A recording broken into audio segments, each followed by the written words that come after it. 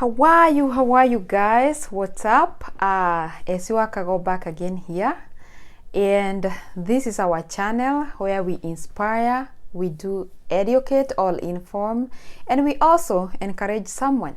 And today let us inform. If it is your first time to be on this channel and you haven't subscribed, please do so, and God will bless you. Would want also to thank everyone who has subscribed and all those of you who watch my videos. Thank you, and may God bless you richly. The reason as to why I'm here today, I would want us to handle a topic. People usually shoot some DMs asking me, can you talk about how immigrants are treated in the US? Are they treated equally? I would tell you no, and I would tell you yes. It all depends with what specifically you are asking about, because there is a whole lot of stuff it can depend on. For example, I would want to clear this. If you are an immigrant at a DV, or that is green card, pretty much you're gonna be treated almost equally with the citizens, but if you are a green card holder and you are seeking some government related benefits, that one would be assured okay. However, so many people I know, this is not the actual question that you would want me to answer, but you would want me to answer something about what happens when you go into gatherings, when you are in school, when you go to school. For those people who are students, we do have international students. How are they treated in the school, blah blah blah, and things like that. First of all, I would want you to know something. Even before you start migrating to America, you need to hear this. You have to carry a positive attitude. Even though not everybody might accept you out there, it is not everybody who's gonna hate you. So what you need to do is to have the right attitude.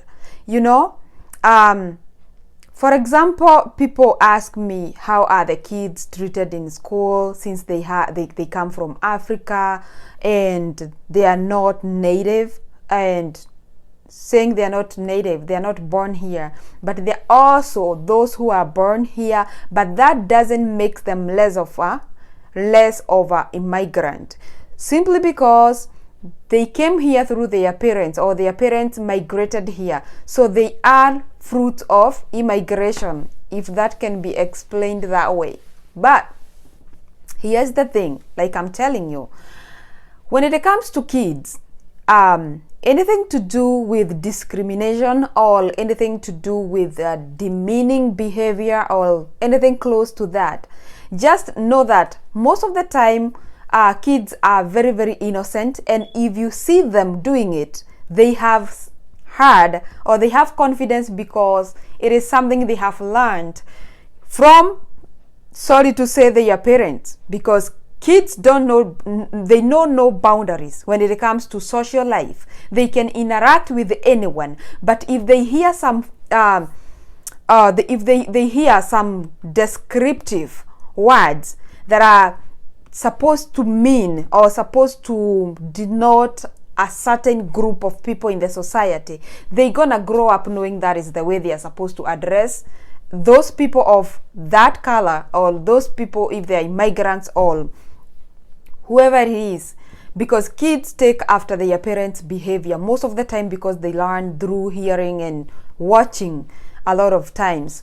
So with kids, it's technically more of what they have learned, but with grown-up people, when you go out there as a parent, let's say to the school, I would just tell you that this, I haven't seen it yet. I know it's there, and maybe I have seen it lightly because I pay no attention to such things. Whenever I'm out there, I just tend to believe I'm at the right place and everybody does. So we are all equal.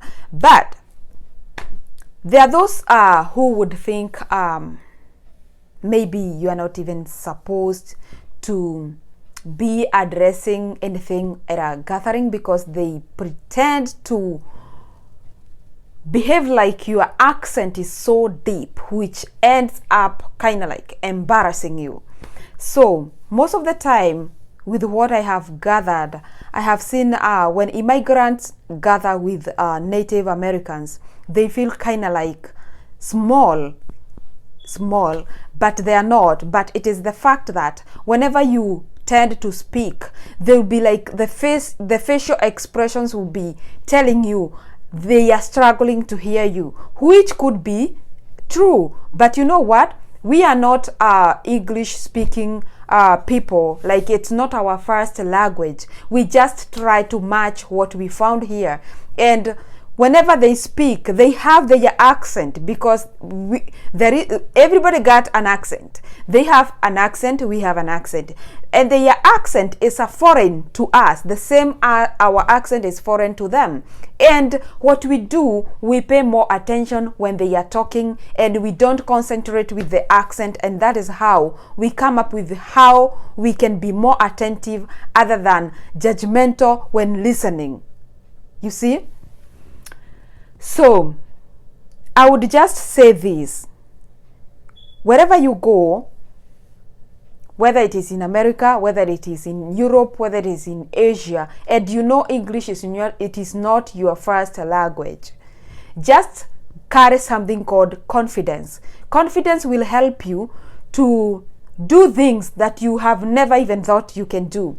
When given a chance to talk, just get out there, your head high, shoulders high, of course, and address the people with confidence. Don't show like you are also judging your own accent. That's gonna give you a very low self-esteem, especially when you're talking to people. And sometimes this happens if you happen to go to school and you are doing some projects. There is a way you will be required to go in the front of the whole class and explain your project. So how are you gonna do this? Just believe in yourself. Carry confidence everywhere you go, whether even in heaven. Just carry it with you there. It's gonna be needed, because sometimes it is not how much we know, but how much confidence we can put in the little we know of. So I wouldn't want to talk more about being demeaned, as in maybe someone finding you seated somewhere and they wouldn't want to sit next to you simply because you're an African. I have never seen that. I have never experienced it. And probably they might not talk to you when they find you there, or they might just say hi, which is okay, because sometimes it's also good to mind your own business. And you don't know the mood of a person, so you don't just judge them with whatever they present to you that day, because you know very little by just seeing a person. They have a lot that you don't know of. So yeah, that is all I wanted to talk about. But above all, I would want people to know that sometimes your heart carries judgment. Even before anything is done to you, you have already judged someone wrongly.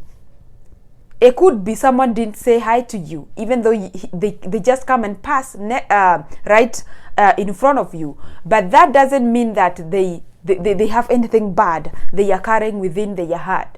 But so many people would want to think this way, but that is not the way you're supposed to think, because you could have done that to someone else. And would you want them to judge you that way? Maybe your mind is very absent at the moment. And sometimes we do things unconsciously. I have found myself doing so. So it is not good to judge. It is always good to believe that whatever people are doing, they are doing it for a good will. They have a good will.